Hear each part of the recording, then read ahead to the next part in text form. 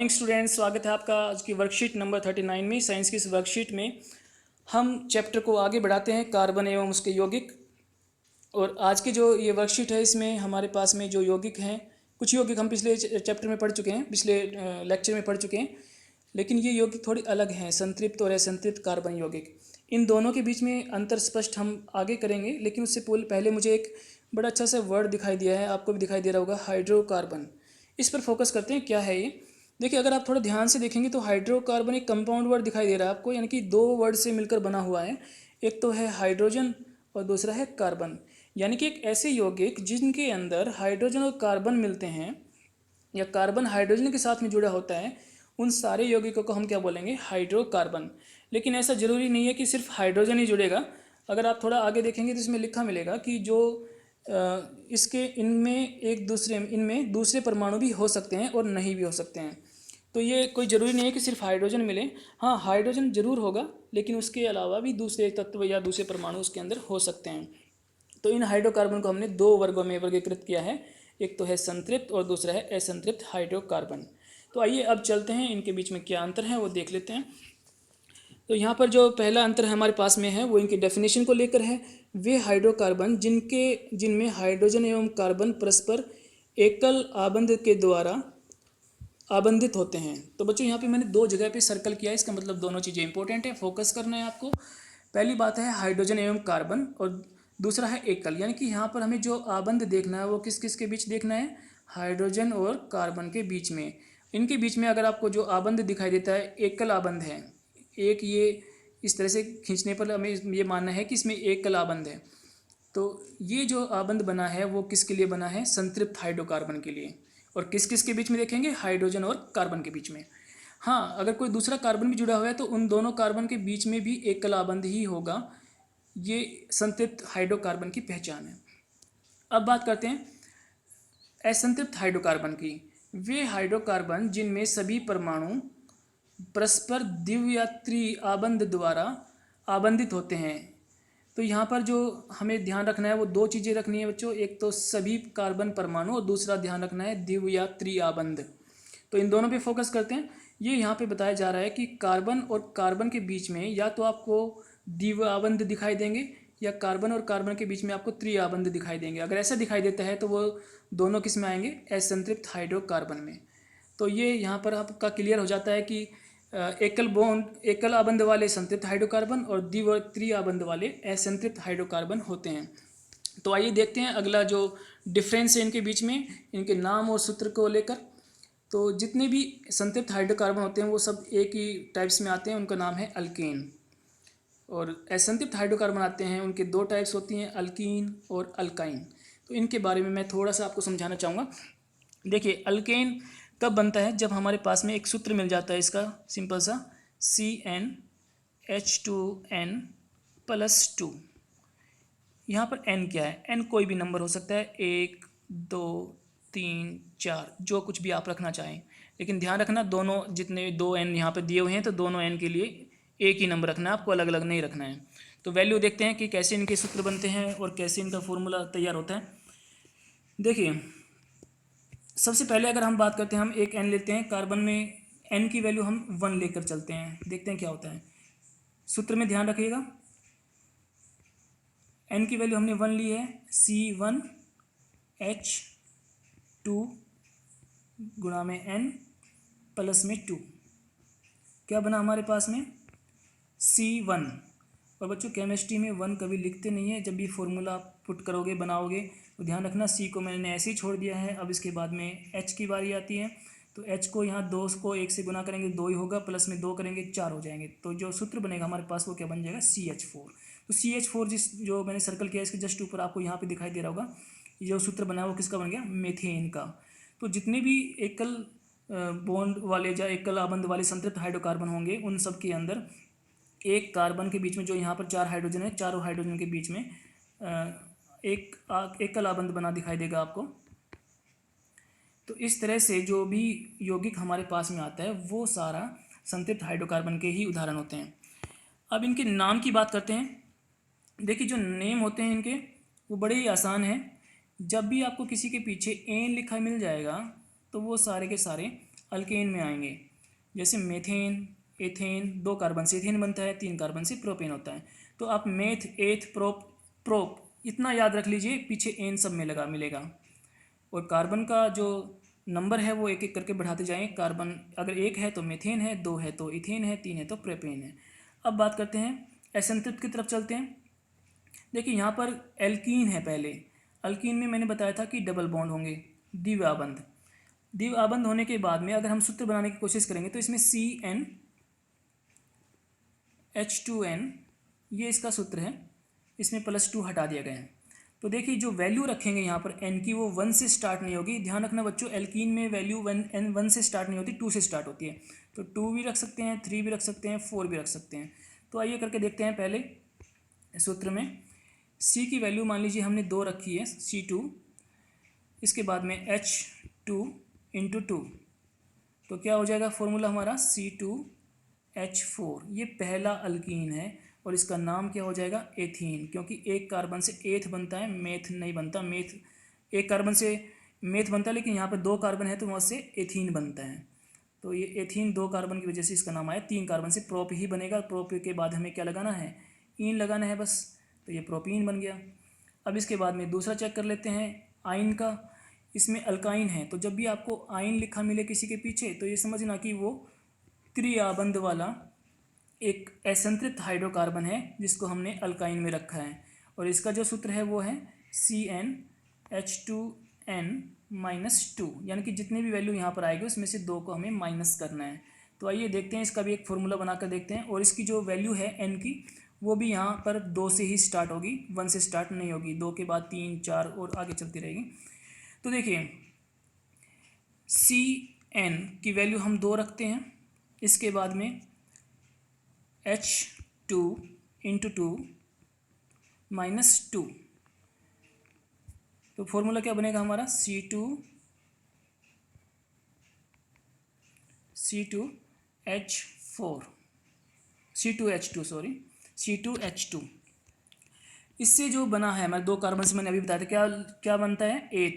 और एथ के पीछे हमें क्या लगाना है, आइन। तो क्या बन गया, एथाइन। यहाँ पे नाम लिखा हुआ है एथाइन, C2H2।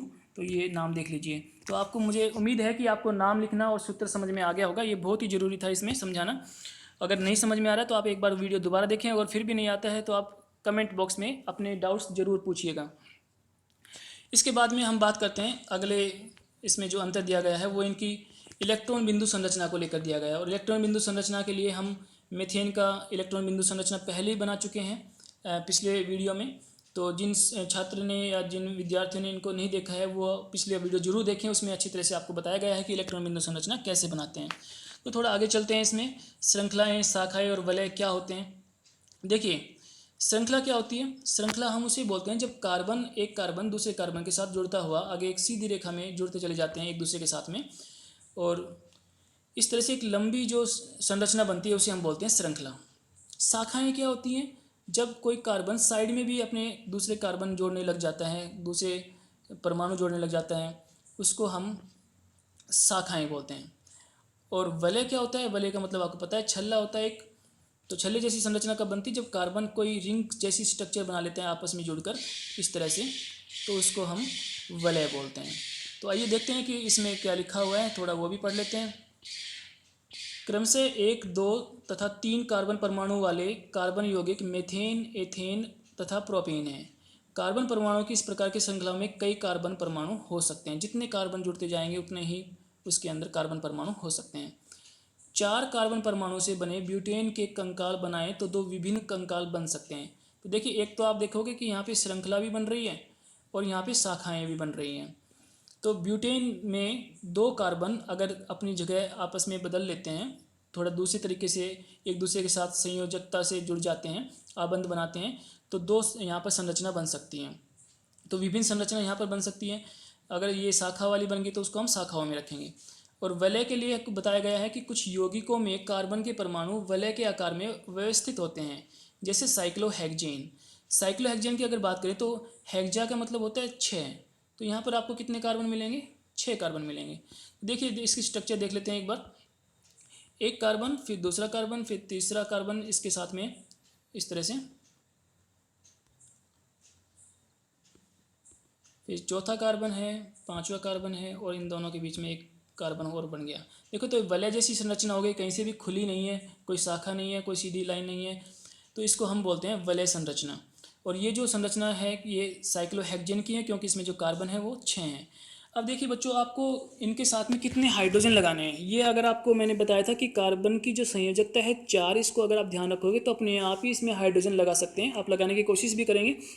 देखिए मान लीजिए आपके पास में एक हाइड्रोजन है यहाँ पर, ये वाला, तो इसकी संयोजकता चेक करते हैं। इसने एक आबंध तो बनाया है इस कार्बन के साथ, दूसरा आबंध बनाया है इस कार्बन के साथ, तो कितने आबंध और बना सकता है ये? 2 आबंध और बना सकता है। तो 2 आबंध किसके साथ बनाएगा? ये हाइड्रोजन के साथ। तो हाइड्रोजन लगाना जरूरी है, तभी तो ये हाइड्रोकार्बन बनेगा। तो अब इसकी चारों संयोजकता पूरी हो गई है। तो एक कार्बन के साथ में कितने हाइड्रोजन जुड़ सकते हैं? यहाँ पर 2 हाइड्रोजन। तो कार्बन टोटल कितने हैं? 6। तो हम हाइड्रोजन कितने जोड़ सकते हैं इसमें? 12 जोड़ सकते हैं। तो इसका सूत्र क्या हो जाएगा? C6H12। ये साइक्लोहेक्सेन का सिंपल सा सूत्र है जो आपको समझ में आ गया होगा। इसके बाद में यहाँ कुछ नाम दिए गए हैं, उनके बारे में बात कर लेते हैं। तो देखिए नाम मैंने अभी बताया था आपको। मेथ, अगर वहाँ पर एक एकल आबंध है तो एन लगेगा तो मेथेन बन जाएगा। एथ बनता है 2 कार्बन से तो एथेन। फिर प्रोपेन, ब्यूटेन 4 कार्बन से, 5 से पेंटेन और 6 से हेक्सेन। अभी आपके सिलेबस में इतना है तो इनको ध्यान से पढ़ लेना, ज़्यादा नहीं है, नाम आपको पता होने चाहिए। जितने इनके अंदर कार्बन का सूत्र दिया गया है उतने ही आपको कार्बन लगा के सबके साथ में जो बची हुई संयोजकता है वो हाइड्रोजन से पूरी कर देनी है, तो आपको सामने सबकी संरचनाएं आ जाएंगी। और बिंदु संरचना जरूर बना के देखना, इलेक्ट्रॉन बिंदु संरचना एग्जाम में बहुत बार पूछी जाती हैं। इसके बाद में एक छोटा सा हमारे पास में टॉपिक रह गया था यहाँ पर शाखाओं के बीच में। देखिए ब्यूटेन ने 2 तरह की संरचना बनाई थी, तो इन दोनों संरचनाओं में एक ही सूत्र है, यानी कि कार्बन तो हमारे पास 4 ही हैं और हाइड्रोजन कितने थे? 10। तो C4H10, ये इसका फॉर्मूला बन गया। तो यहाँ पर क्या बोलेंगे? समान आणविक सूत्र लेकिन विभिन्न संरचनाओं वाले ऐसे यौगिक संरचनात्मक समावयन कहलाते हैं। जिन यौगिकों की आणविक सूत्र एक जैसा ही हो, C4H10, लेकिन उनकी संरचना अलग अलग होती है, उनको हम क्या बोलते हैं? संरचनात्मक समावयन कहते हैं। अब आगे एक जो टॉपिक स्टार्ट हो रहा है, बहुत ही अच्छा टॉपिक स्टार्ट हो रहा है, प्रकार्यात्मक समूह। इसके बारे में और पढ़ लेते हैं। हाइड्रोकार्बन श्रृंखला में एक या अधिक हाइड्रोजन को हेलोजन, हेलोजन किसको बोलते हैं भाई? हेलोजन में हमारे पास में कुछ गैसेज आती हैं जैसे फ्लोरीन, क्लोरीन, ब्रोमीन और आयोडीन। इनकी संयोजकता भी एक ही होती है। तो जब भी कार्बन के पास में, मान लीजिए किसी कार्बन के साथ में 4 हाइड्रोजन जुड़े हुए हैं, तो ये क्या करते हैं? हेलोजन किसी हाइड्रोजन को हटाकर वो अपनी जगह वहाँ पर खुद बना सकते हैं। तो अगर हम यहाँ पर किसी एक हाइड्रोजन को हटा देते हैं, वहाँ पर कोई भी एक हेलोजन यहाँ पर हम ले सकते हैं। मान लीजिए हमने Cl लिया तो ये Cl लग सकता है यहाँ पर। तो जैसे ही किसी हाइड्रोजन को हटाकर कोई दूसरा उसके साथ में लग जाता है, चाहे वो हेलोजन फैमिली का हो, चाहे वो ऑक्सीजन हो, नाइट्रोजन हो, सल्फर हो, तो वो एक प्रक्रियात्मक समूह कहलाता है। क्योंकि ये जो समूह लगते हैं इनके साथ में, वो कार्बन और हाइड्रोजन की लंबाई पर या उनकी प्रकृति पर निर्भर नहीं करते हैं, इसलिए उनको हम प्रक्रियात्मक समूह कहते हैं। तो ये आगे पढ़ते हैं, इसमें दिया भी होगा ऐसा, सल्फर द्वारा प्रतिस्थापित हो जाते हैं ताकि कार्बन की संयोजकता संतुष्ट रहे। ऐसे प्रतिस्थापित विषम परमाणु में और वे प्रक्रियात्मक समूह उन यौगिकों को विशिष्ट गुण प्रदान करते हैं। देखिए प्रक्रियात्मक समूह जब हाइड्रोजन को हटाते हैं तो उस यौगिक में अलग ही विशिष्ट गुण प्राप्त हो जाता है। यह गुण कार्बन श्रृंखला की लंबाई और प्रकृति पर निर्भर नहीं होते हैं, फलस्वरूप यह प्रक्रियात्मक समूह कहलाते हैं। तो प्रक्रियात्मक समूह कौन कौन से हैं आइए देखते हैं। इस टेबल में कुछ नाम दिए गए हैं हमारे पास में। सबसे पहले हमारे पास में है एल्कोहल। एल्कोहल का जो सिंबल है, जो फॉर्मूला है, वो है OH। अगर आपको दिखाई नहीं दे रहा हो इसमें तो मैं दिखा देता हूँ, OH। इसके बाद में दूसरा जो हमारे पास में है एल्डिहाइड। एल्डिहाइड का फॉर्मूला हम इसको लिखते हैं CHO, ये भी लिख सकते हैं, लेकिन अगर आप इस तरह से बनाकर देखना चाहते हो तो C, कार्बन हाइड्रोजन साथ में एक एकल आबंध रखता है, आपको पता है, और यहाँ पर जो ऑक्सीजन है उसके साथ में द्विआबंध होगा इस तरह से। अब संयोजकता क्योंकि एक बच रही है तो आगे ये दूसरे कार्बन से जुड़ सकते हैं। तो ये इसका एल्डिहाइड का हो गया। फिर इसके बाद में कीटोन है, कीटोन का जो फॉर्मूला है वो दोनों तरफ 2 संयोजकता खाली रहती है और एक, सिर्फ हम इसके फॉर्मूले की बात करें तो साइड में आप कुछ भी लगा सकते हैं, कोई कार्बन भी लग सकता है, कोई हाइड्रोजन भी लग सकता है। इसके बाद में है कार्बोक्सिलिक एसिड। तो कार्बोक्सिलिक एसिड की अगर बात की जाए तो इसका जो सूत्र है वो बनेगा कार्बन OH, यानी कि एक अल्कोहल वाला फॉर्मूला इसके साथ में लगा रहता है। अल्कोहल नहीं है, ये कार्बोक्सिलिक एसिड है, क्योंकि इसमें एक ऑक्सीजन और जुड़ा रहता है डबल बॉन्ड के साथ में, द्विआबंध के साथ में। तो ये जो एक फॉर्मूला बनेगा इतना, ये बनेगा कार्बोक्सिलिक एसिड का, कार्बोक्सिलिक अम्ल का। तो 4 आपको प्रक्रियात्मक समूह समझाए गए हैं, अल्कोहल, एल्डिहाइड, कीटोन और कार्बोक्सिलिक अम्ल। ये कभी भी किसी भी हाइड्रोकार्बन में से हाइड्रोजन को हटाकर उनकी जगह पे प्रतिस्थापित हो सकते हैं, उनकी जगह पर आ सकते हैं, जुड़ सकते हैं और उनकी उनको विशिष्ट गुण प्रदान करते हैं, ताकि उनकी प्रकृति चेंज हो जाती है, जिससे कि। तो आइए देखते हैं आज आपने क्या समझा है, इसके अभ्यास पर चलते हैं। कुछ अभ्यास आज आपको खुद ही करना पड़ेगा, क्योंकि काफ़ी चीज़ें हम पहले पढ़ चुके हैं, अब दोबारा भी मैंने बताया है। तो देखिए, एक तो है पेंटेन, दूसरा है प्रोपीन, तीसरा है एथेन। इन तीनों की इलेक्ट्रॉन बिंदु संरचना के बारे में पूछा गया है। इलेक्ट्रॉन बिंदु संरचना एवं आबंध युक्त संरचना के बारे में बताना है। तो मैं एक के बारे में बता रहा हूँ, आपको बाकी के करके देखना है। अगर हम बात करते हैं पेंटेन की, तो पेंटेन के बारे में बता देता हूँ। देखिए, पेंटेन का जो मतलब है 5, यानी कि कार्बन कितने होने चाहिए हमारे पास में? 5, 1 कार्बन, 2 कार्बन, 3, 4 और 5। ये इनकी आबंध युक्त संरचना मैं बना रहा हूँ यहाँ पर। अब देखिए, इनकी संयोजकता पूरी करेंगे। ये जो पहला कार्बन है, इसके पास एक संयोजकता पूरी है दूसरे कार्बन के साथ में। अब 3 बच गई है, तो 3 हम इसके साथ में क्या लगा सकते हैं? हाइड्रोजन। हाइड्रोकार्बन बनाना है तो हाइड्रोजन लगेंगे। दूसरा कार्बन 2 तरफ आबंध बना चुका है पहले से ही, तो इसमें 2 हाइड्रोजन लगेंगे। और बच्चों, वैसे ध्यान रखना है, जब बीच में जितने भी हाइड्रोजन आते हैं उन सब के साथ में 2 ही हाइड्रोजन लगेंगे, एक कलाबंद अगर हम दिखा रहे हैं तो। और जो साइड में होते हैं उनके अंदर हम 3 हाइड्रोजन दिखा सकते हैं। तो ये इसकी 4 संयोजकता पूरी हो जाती है, सबकी 4 संयोजकता पूरी है। ये मैंने बनाया यहाँ पर आबंध युक्त संरचना। अब आइए बनाते हैं एक इलेक्ट्रॉन बिंदु संरचना। तो बच्चों, ये हम एथेन की संरचना बनाकर देखते हैं, इलेक्ट्रॉन बिंदु संरचना। देखिए, एथेन में आपको पता है कि 2 कार्बन होते हैं, तो मैंने 2 कार्बन यहाँ बनाए। इसके बाद में अगर हम बात करते हैं, कार्बन की जो संयोजकता होती है, जो इलेक्ट्रॉनिक विन्यास होता है, वो मैंने यहाँ दिखाया है आपको। कार्बन में पहले कक्ष में 2, दूसरे कक्ष में 4 इलेक्ट्रॉन होते हैं और हाइड्रोजन में 1 इलेक्ट्रॉन होता है। तो जो सबसे भारी कक्ष होता है वो ही संयोजकता में हिस्सेदारी करता है। तो देखिए, यहाँ पर जो कार्बन है, पहला कार्बन ये वाला, इसका जो इलेक्ट्रॉन है 4 इलेक्ट्रॉन, वो मैंने यहाँ पर ग्रीन कलर से दिखाए हैं, सर्कल के साथ में, डॉट के साथ में। और जो दूसरा कार्बन है उसके भी इलेक्ट्रॉन को मैंने ग्रीन कलर से दिखाया, लेकिन क्रॉस के साथ में दिखाया है।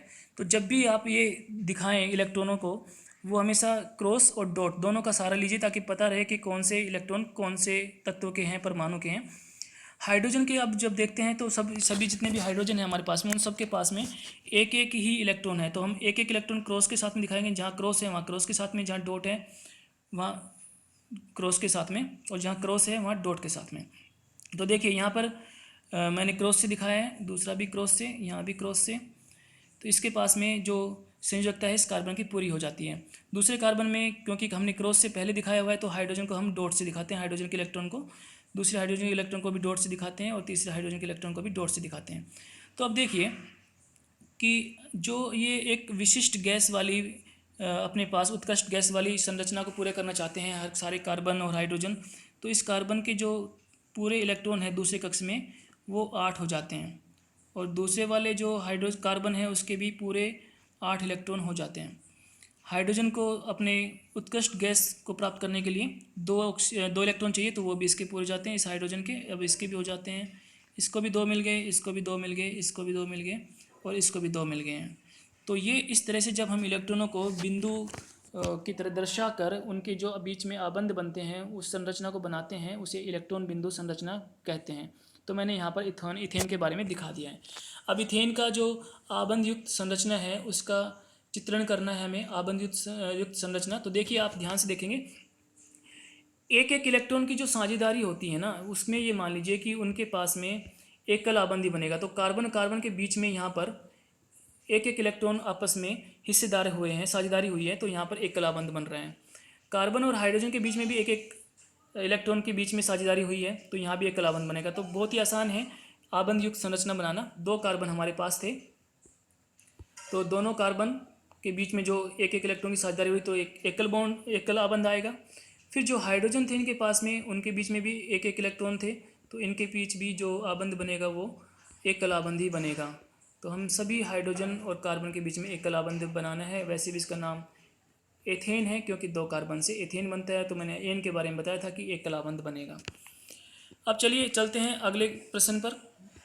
अगला प्रश्न है हमारे पास में, इससे पहले ना दूसरे प्रश्न में रह गया है संयोजकता को संतुष्ट करने के लिए 2 कार्बन परमाणु के बीच कितने आबंध आवश्यक हैं। तो आपको ये पता लग गया कि यहाँ पर एक ही आबंध आवश्यक है एथेन में। तो इसके बाद में साइक्लोपेंटेन का आणविक सूत्र लिखिए और